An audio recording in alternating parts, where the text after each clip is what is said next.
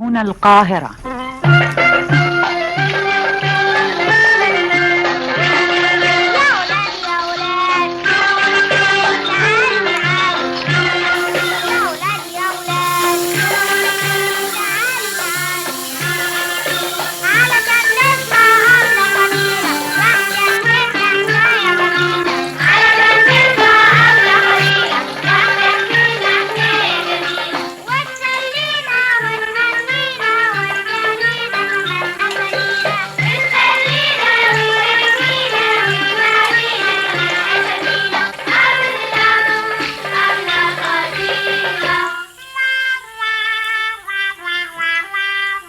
حبايب الحلوين، كان يا مكان في سالف الأزمان أميرة من الأميرات، كانت كل شوية أيام تتكلم كلام وتؤمر أمر.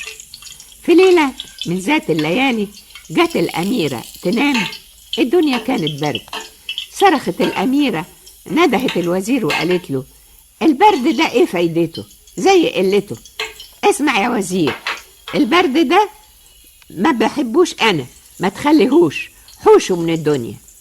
والأميرة قالت للوزير: هركب حصاني واسيب القصر واغيب عنه 3 أيام، واما ارجع بعد ال3 أيام مش عايزة برد في الدنيا أبدا، يا إما كده يا إما أحبسك. والوزير طبعا محتار، الدنيا ساعات تبقى برد وساعات تبقى حر، الدنيا ساعات تبقى تلج وساعات تبقى نار، ولا الوزير ولا غير الوزير يعرف يحوش حاجة.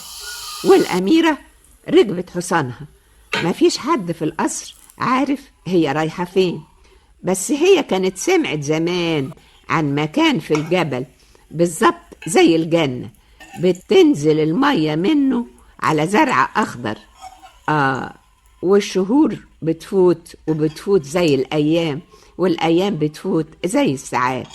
الأميرة في يوم ركبت حصانها وراحت الجبل، مشيت في الجبل، طلعت على الجبل. الحرامية سكان الجبل لمحوها. كبير الحرامية قال: انزلوا بسرعة هاتوها، نشوف دي ايه دي، وأصلها ايه وفصلها ايه وجاية هنا ليه. نزلوا الحرامية، اتكتروا على الأميرة، مسكوها وجابوها، ربطوها في السلاسل وقعدوا يحرسوها. فاتوا 3 أيام والأميرة ما رجعتش القصر.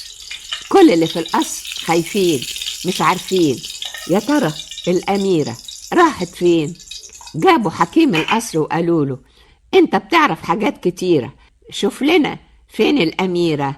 حكيم القصر حط في ايده حبة مية واتكلم كلام، وش المية بقى زي وش المراية.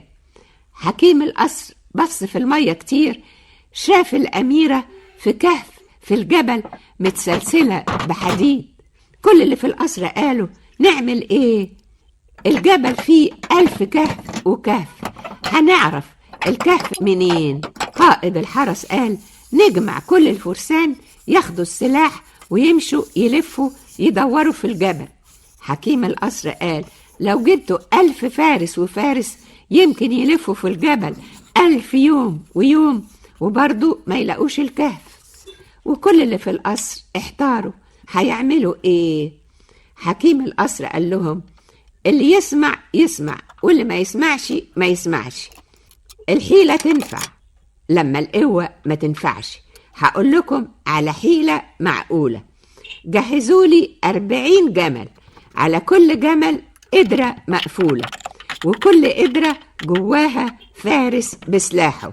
هاخدهم وامشي في الجبل، اعمل تاجر من التجار، يمكن الحرامية يشوفوني يمسكوني وياخدوني مطرح ما اخدوا الأميرة. وجهزوا له اللي قال عليه.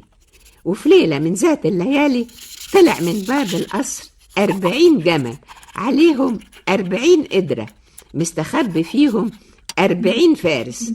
وحكيم القصر في هدوم التجار زي اللي يكون هيمشي وهيسافر. ماشية الجمال تحت الجبل، بس الحرامية ما شافوش. ليلة، ليلتين، 3، في 3 ليلة قعد الحكيم يرتاح.